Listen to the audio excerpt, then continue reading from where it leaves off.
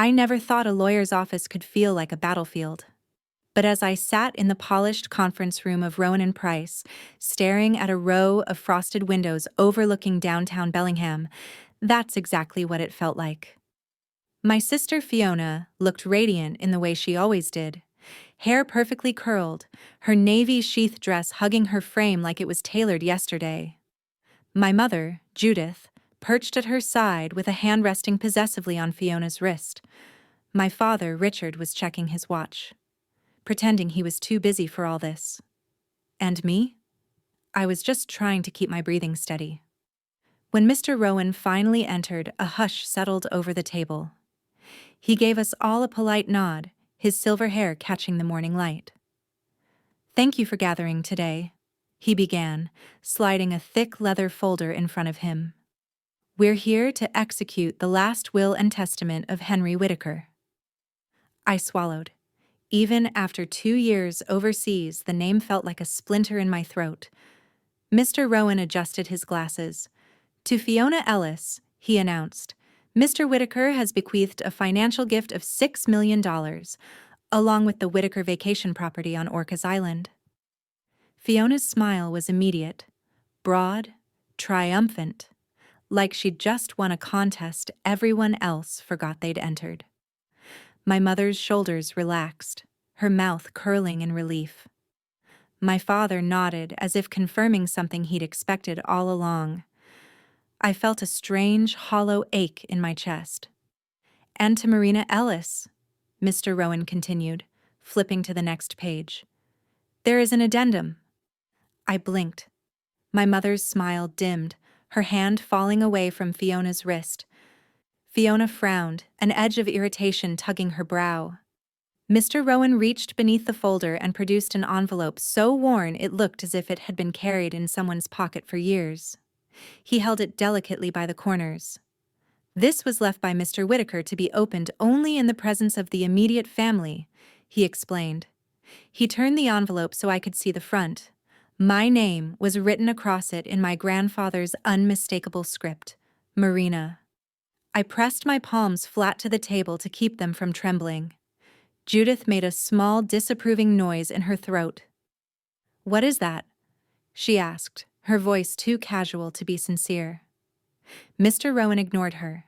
He slit the envelope with a brass letter opener and drew out a folded page, yellowed at the edges. He took a slow breath and began to read. "To my granddaughter, Marina," he began, voice smooth and sure. "If you are hearing this, I am no longer here, but my belief in you remains, stronger than ever." The word struck something so deep inside me that I almost forgot how to keep my face neutral. "You have always been the one who saw possibility where others saw only obstacles," Mr. Rowan read on. "Where others clung to tradition, you dared to ask why. And while your courage has not always been welcomed in this family, it has always been necessary." The silence in the room sharpened, brittle as glass. Fiona shifted in her seat, her manicured fingers drumming an uneven rhythm on the table. My father exhaled through his nose, a familiar sign of barely contained annoyance. I couldn't look at any of them. "Therefore," Mr. Rowan continued, his eyes scanning the page, "I leave to Marina Ellis the Whitaker Environmental Conservatory, located on the eastern acreage in Skagit County, including all funding accounts, research grants, active patents, and the adjoining land." The breath left the room.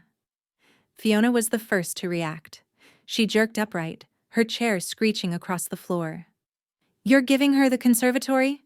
she demanded, her voice cracking. "The entire facility? That's absurd." Mr. Rowan lifted his gaze, unperturbed. "It is what Mr. Whitaker wished," he replied evenly. Fiona turned to our mother, her eyes wild. "You told me. I was the one he trusted to manage it. You promised." My mother's face had gone pale, her lips pressed into a colorless line. She didn't look at me. My father cleared his throat. "Henry was not well when he wrote this," he said, his tone flat. "We all know that." Mr. Rowan raised a hand. The documents were signed, witnessed, and notarized in accordance with Washington state law. They are valid. Fiona sat back down hard, her eyes fixed on a spot in the carpet as if it might swallow her whole. My heartbeat roared in my ears. All I could think about was the last time I'd stood in the conservatory's echoing glass hall. I'd been 28, fresh from a grant in South America, and full of plans. My grandfather had listened to every word. And then, a month later, I was cut off. No calls, no letters, no explanation. Just silence. Now I understood. He hadn't forgotten me. He'd left me something no one else could take. Hope. I don't remember driving from Bellingham to Skagit County. My body moved on autopilot, each mile dissolving into the next. Only when I turned onto the gravel lane leading to my grandparents' old homestead did the numbness start to crack. The house hadn't changed. The same cedar shingles, silvered with age. The same wraparound porch with the wind chimes that once sang my summers home. The place looked as if it were waiting for me, though I didn't feel welcome. I sat in the car for a long time. My hands rested on the steering wheel while the afternoon light slid across the dashboard. A part of me hoped this was all a mistake, that I'd open the door and my grandmother would smile and say, "Oh, there you are," as if nothing had happened. But I knew better. When I finally stepped onto the porch, the wind chimes clattered like old memories. My heart beat so hard it hurt. I knocked. For a moment, nothing. Then the door swung open, and there she was, Dorothy Whitaker. Her silver hair was pulled into a severe knot. Her eyes, pale blue like my grandfather's, were hard as river stones. "So," she said, voice low and edged, "you finally decided to show up." Her words landed like a slap. "Grandma," I began. "I didn't know he was sick. No one told me." "That's convenient," she snapped. "You were too busy? Too important?" I shook my head, fighting to keep my voice calm. "I tried to call. I came by. I left messages." Her arms stayed folded across her chest. "Your mother said you changed your number, that you didn't want to be found." "That's not true." My voice rose despite my efforts. "I never changed it. I was in Costa Rica for a research grant, but I called every week. No one picked up." A muscle twitched in her jaw. I swallowed and tried again. "The last time I came? Fiona was here. She told me you were in Portland." Her face flickered, just for a second, like she was trying to piece something together. "We were here," she said finally, her voice brittle. "We were always here." The air thickened between us. I thought of all the nights I lay awake in hotel rooms halfway around the world, wondering why no one returned my calls. All the emails that went unanswered. All the birthdays I spent alone. I felt something crack in my chest. "I didn't abandon him," I whispered. "Or you." Dorothy's gaze fell to the porch boards. She didn't speak, but when she stepped back and opened the door wider, it felt like the smallest truce. "Come in," she said quietly. I crossed the threshold into the house I hadn't set foot in for almost 5 years. Inside, nothing had changed. The same faded rug in the entry. The same shelf lined with ceramic owls my grandfather used to tease her about collecting. The smell, pine, old books, lemon polish, flooded me with memories so vivid I could barely breathe. Dorothy moved slowly to the sitting room and sank into her armchair.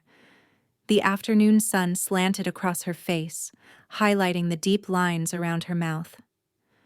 "You were his favorite, you know," she murmured. "Though he never said it outright. He thought it wasn't fair to the others." I swallowed. He made me feel like I mattered. Her hands twisted in her lap. "He called for you," she said, voice rough, "every day, especially near the end." I pressed my palm to the doorframe, steadying myself.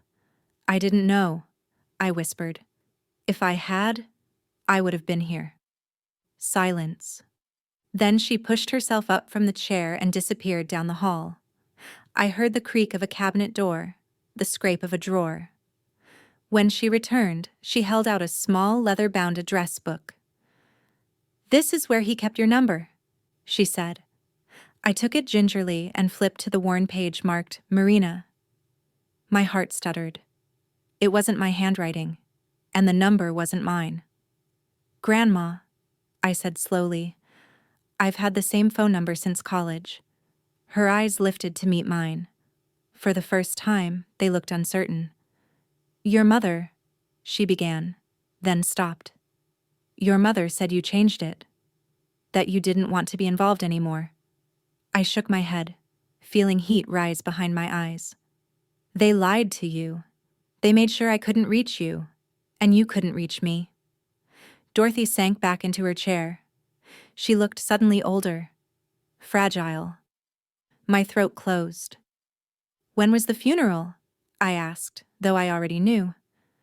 11 a.m., she whispered. I pressed my hand to my mouth. "I came at 3. The church was empty. They told me it was later."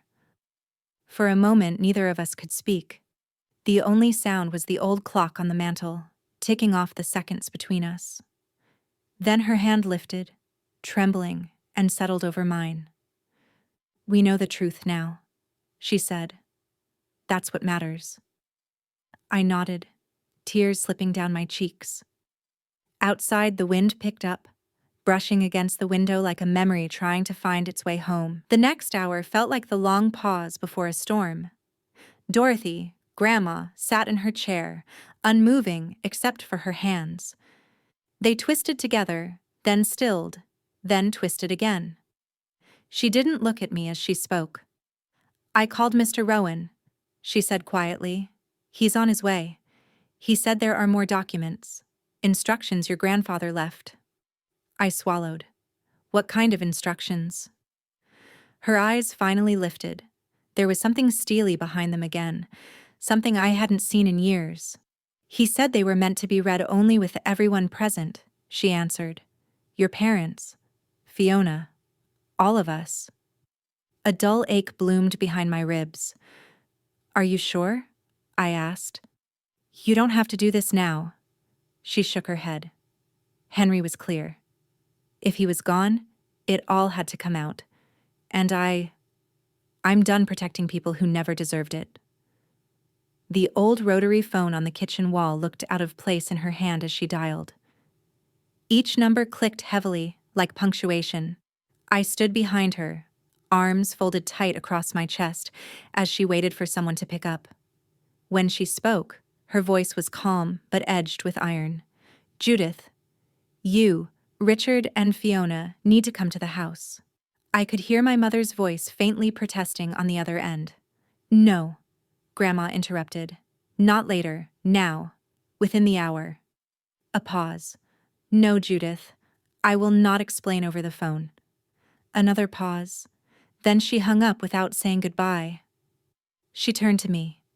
"Go sit in the kitchen," she said softly. "I'll call you when it's time." I obeyed, though every part of me wanted to bolt. In the kitchen, I sank into the same wooden chair I used to avoid when my parents visited. I traced a groove along the edge of the table, remembering 100 small moments. Grandpa reading seed catalogs, me scribbling in my field journal, the kettle hissing on the old stove. Minutes crawled by. Outside, a car pulled up, the muffled sound of footsteps on the porch boards. A murmur of voices. Then another car. Another round of footsteps. I pressed my hands to my chest, trying to steady my breathing. The doorbell rang. Grandma's voice drifted down the hall, brittle but controlled. "Come in," she said. "Sit down." I heard my mother first. "Oh, it smells exactly the same in here," she said in that bright, brittle tone she used at parties. "How quaint." My father's voice followed, low and irritated. "I thought this was settled already, Dorothy." Fiona's sigh was unmistakable. "Seriously? This couldn't have waited until after everything was finalized?" Silence. Then Grandma's voice, colder than I'd ever heard it. "Please sit." A door creaked. Footsteps shuffled. The old clock in the front room ticked out the seconds. Then came another voice. "Mr. Rowan." "This won't take long," he said, his tone professional. "But it must be done properly." My heart lurched. Grandma called down the hall. "Marina, come in now." I stood, pressing my palms flat on the tabletop to keep them from shaking. As I stepped into the sitting room, 3 pairs of eyes turned to me. My mother's wide and frozen, my father's narrowed, Fiona's unreadable. For the first time in my life, they looked more afraid than I did. I kept my chin level and walked to the empty chair across from them. Mr. Rowan nodded at me, a small, almost kind gesture, and then he opened his briefcase. "This," he announced, "is the final letter and testament of Henry Whitaker. In addition to the estate allocations already communicated, there is a personal letter he instructed be read aloud in this room, in front of his family." He pulled out a folded page. Fiona let out a strangled laugh, but no one joined her. Mr. Rowan began to read. "To my family," he began, voice measured. "You may think you understand what love is. You may believe that love looks like compliance, like performance. But love has nothing to do with pretending. Love is telling the truth, even when it costs you." My mother shifted, her mouth pinched white. My father's eyes darted to the window. "To Marina," Mr. Rowan continued, "you were never the easiest child to understand. You were quiet when others were loud, curious when others were content. You questioned everything. I admired that more than I ever said." Something in my chest tightened. "You deserved recognition," he read on, "not invisibility. And though I cannot undo what others took from you, I can leave you something that no one else can claim. A place to build the life you choose, without their shadows at your back." I felt tears rising, but I didn't look away. I wanted them to hear every word. "To Fiona," Mr. Rowan read, and my sister's head snapped up. "You were given many gifts, charm, ambition, ease, but somewhere along the way you learned to measure your worth against your sister's absence. I hope one day you will find your own." Fiona inhaled sharply. Mr. Rowan folded the paper and set it gently on the table. No one spoke. Finally, Grandma stood, her hands steady as she rested them on the back of her chair. "I think," she said, her voice calm, "it's time we stopped pretending." No one moved. For the first time in my memory, my family looked truly speechless. My mother sat rigid, staring at a spot on the floor as if she might fall into it. My father adjusted his watch over and over, the way he always did when he couldn't find words. Fiona blinked rapidly, her throat working like she was trying to swallow something too big. I stayed still in my chair, breathing through the weight in my chest. Grandma's voice cut through the silence. "You all heard Henry's wishes," she said quietly. "They are final." Fiona's hands curled into fists. "You can't seriously expect me to just walk away from the conservatory," she hissed. "I was the one who stayed, the one who made time to visit him. I was here." I looked at her across the table. "You were here when it suited you," I said, my voice low. "But you also lied. You told me Grandma was out of town when she wasn't. You told them I'd changed my number." Fiona's face went white. My father finally spoke, his voice tight. "Marina, there's no need to dredge up old conflicts. We've all been through a lot." I turned to him, my hands calm in my lap. "That's exactly the point. We've all been through a lot. Some of it because you made choices you don't want to admit." He opened his mouth but didn't reply. Grandma lifted her chin. "If you cannot respect Henry's wishes, you are free to leave," she said evenly. "You can't be serious," my mother said, her voice a brittle whisper. "I am," Grandma replied. "I've been silent long enough." Mr. Rowan began collecting his papers, as if he'd already anticipated the storm. "The documents will be filed this week," he announced. "Challenges are unlikely to succeed, but you are free to consult your own counsel." Fiona's eyes flicked to my mother, searching for some reassurance. Instead, Judith stood and smoothed her skirt, her face carefully blank. "This isn't over," she said without meeting my gaze. I didn't answer. They filed out slowly. Fiona moved as though the floor were unsteady beneath her. My father paused in the doorway, glancing back as if he might say something, an explanation, an apology. But nothing came. And then the door closed. Not slammed, just clicked shut. Quiet and final. The air in the room shifted. It felt lighter. I exhaled shakily, realizing I'd been holding my breath since the moment I walked into that office in Bellingham.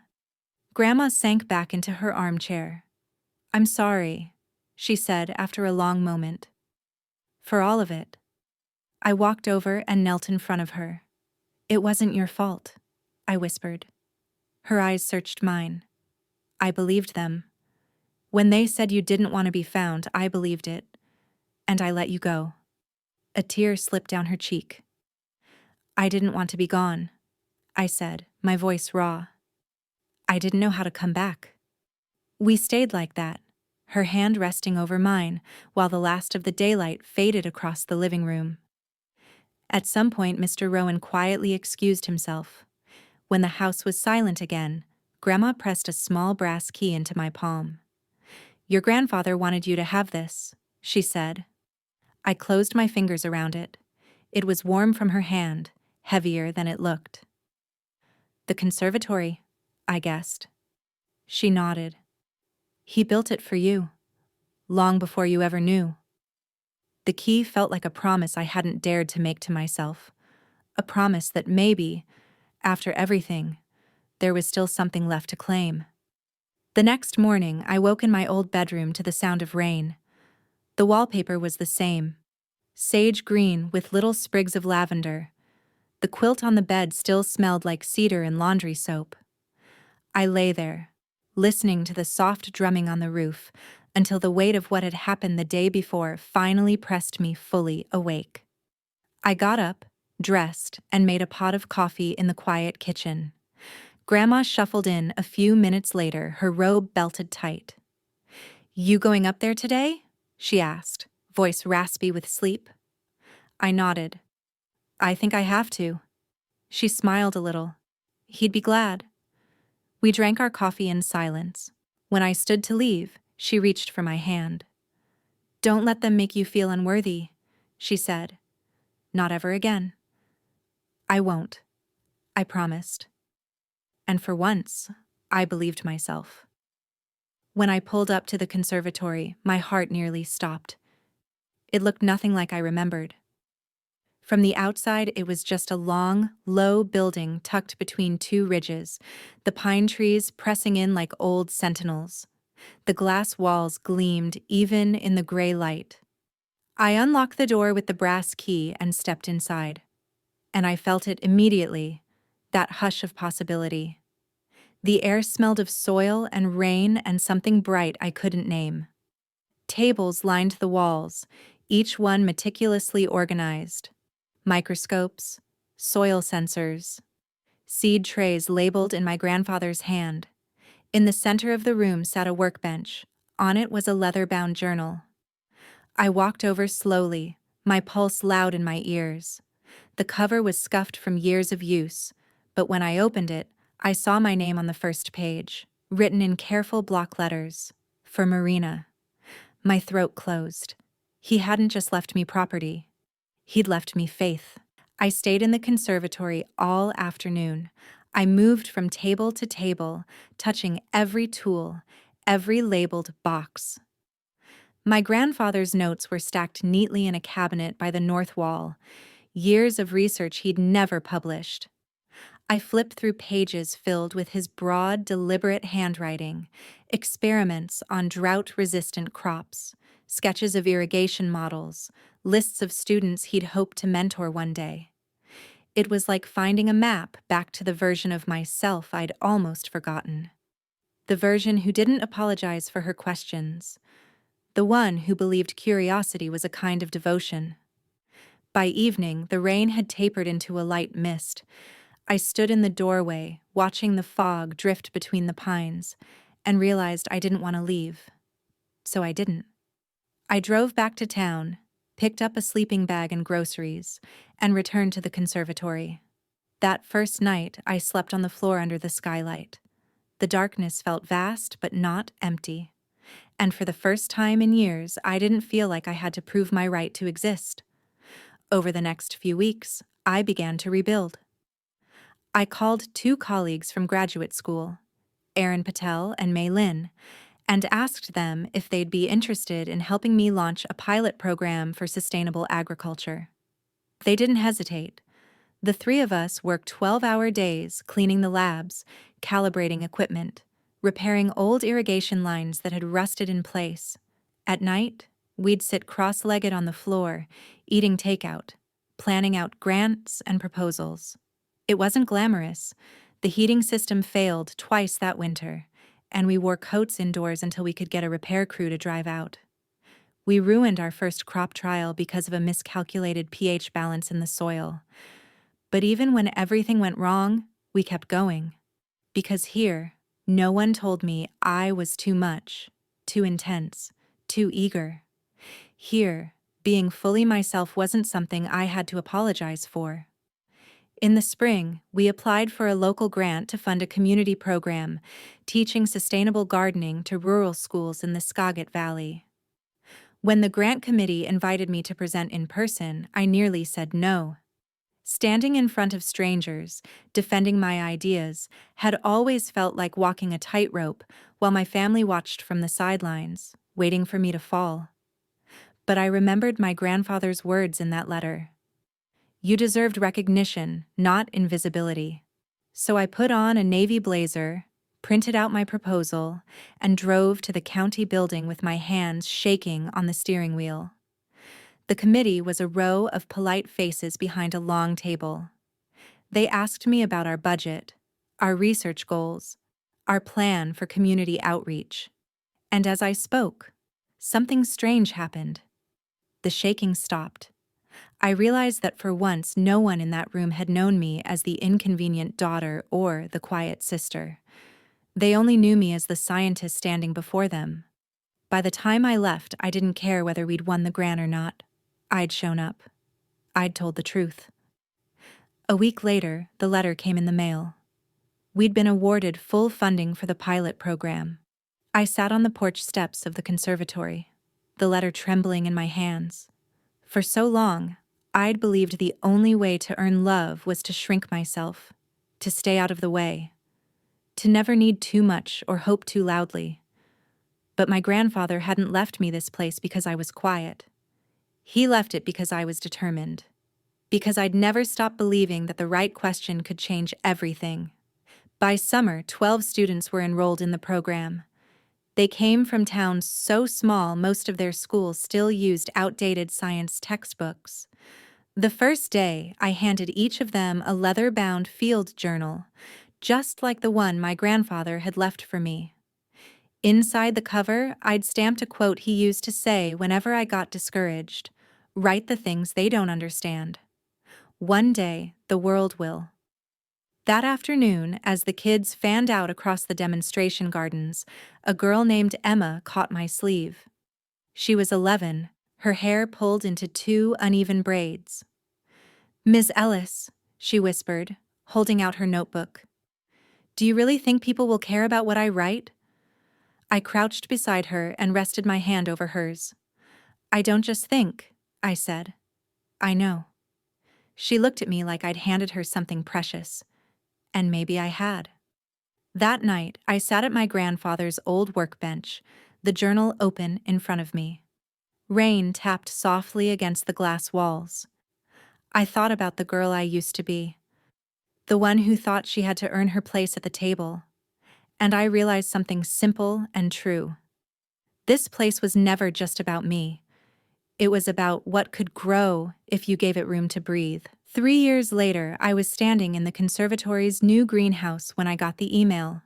Subject line: Request for visit sender, Fiona Ellis.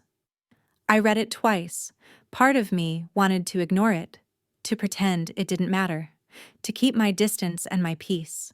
But another part, the one that still believed in grace, even when it wasn't deserved, knew I had to let her come. She arrived 2 days later. I almost didn't recognize her. Gone were the designer dresses, the perfect hair, the expression that had always seemed to say, "I'm better than you." Instead, she wore a plain navy coat, her hair pulled back in a loose bun. She looked smaller somehow, as if the years had finally peeled back the performance. When she stepped inside the main hall, she paused beneath my grandfather's portrait. "He always knew who you were," she said quietly, not looking at me. Even when I didn't. Especially when I didn't. I didn't trust my voice, so I simply nodded. "I'd like to see it," she said after a moment. "What you've built." I could have said no, but I didn't. I led her through every corner of the conservatory. The classrooms where we held workshops on regenerative farming, the lab where Aaron and May were testing new soil amendments, the student gallery where photos of our first class hung in neat rows, Emma beaming beside her pollinator project, Luis holding up a tray of seedlings like a prize. Fiona trailed behind me silently, her hands tucked into her sleeves. When we reached the community garden behind the main building, she stopped walking. A group of kids knelt between the rows, planting radish seeds. A young mother guided her daughter's hands into the soil. Fiona turned to me, her eyes brighter than I expected. "I don't expect you to forgive me," she said, her voice small. I looked at her. The wind stirred the loose hair around her face. "I know," I said. She swallowed. I wanted to see what he left you, and what you did with it." We stood there in the cool spring air, neither of us speaking. I didn't offer absolution. She didn't ask for it. But in that moment, something shifted between us. Not forgiveness, just the quiet recognition that we couldn't pretend anymore. Fiona left after an hour, promising to keep in touch. I thought she wouldn't.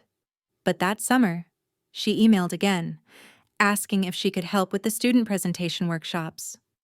I agreed cautiously. She showed up every Saturday, wearing the same plain coat, carrying a stack of note cards. The kids called her Coach Fee. She never tried to explain herself. And somehow, that felt more honest than any apology. 6 years have passed since the will reading. 6 years since my parents walked out of Grandma's house with nothing but their bitterness. I haven't heard from them since. Sometimes their names pop up in news articles about their new real estate ventures in Arizona. Sometimes I wonder if they ever think about the granddaughter they chose not to know. But mostly, I don't think of them at all. The conservatory has grown beyond anything I imagined. What started as a single glass building is now a full research campus, 3 labs, 2 greenhouses, and 50 acres of experimental plots. We've developed drought-resistant grains that feed families across the Pacific Northwest. We've partnered with schools in Oregon and Idaho to build curriculum around sustainable farming. Last year, I stood on a stage in Seattle, accepting a national grant for climate innovation. I wore a dark blue suit and my grandfather's pocket watch in my breast pocket. After the ceremony, I sat alone in my car, holding the watch in my palm, tracing the tiny initials engraved on the back, HW. And inside, a picture of me at 10 years old, standing proudly beside my first science fair project. He carried it everywhere. Some evenings, after everyone goes home, I walk the rows behind the conservatory. I watch the sun set behind the pines, the sky turning copper and violet. And I think of that little girl, knees dirty, hair wild, eyes wide open to everything. The one who never stopped asking why. I didn't build this place to prove anything. I built it because no one could take it away. Because here, I am not invisible. Here, I am not an afterthought. I am exactly who he believed I could be. And sometimes, when the wind moves through the trees just right, I swear I can hear his voice in the leaves. Write the things they don't understand. One day, the world will. And now, finally, it does.